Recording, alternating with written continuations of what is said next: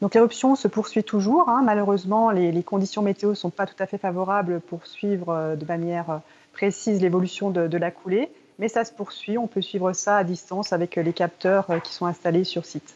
Alors Céline Roland l'évoquait, il y a ce scénario en mémoire, avril 2007 et la lave qui parcourt comme ça les pentes du Piton, qui traverse la route et qui atteint l'océan. Est-ce qu'on s'oriente vers ce genre de scénario d'après les infos que vous avez?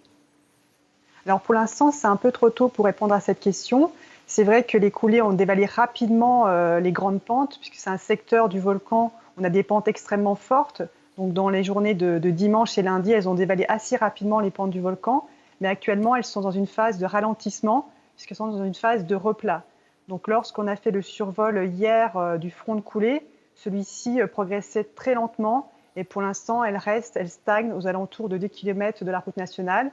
Donc pour pouvoir avoir un scénario comme avril 2007, il faudrait quand même un regain d'activité pour pouvoir avoir cette traversée de la route.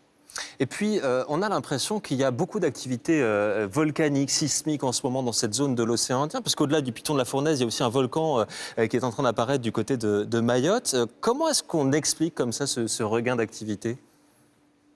Alors il faut savoir qu'au Piton de la Fournaise, c'est une activité plutôt classique, hein.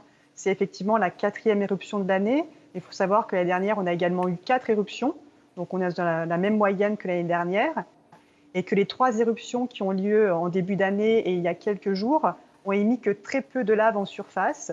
Donc il reste pas mal de magma stocké en profondeur qui ne demande qu'à sortir.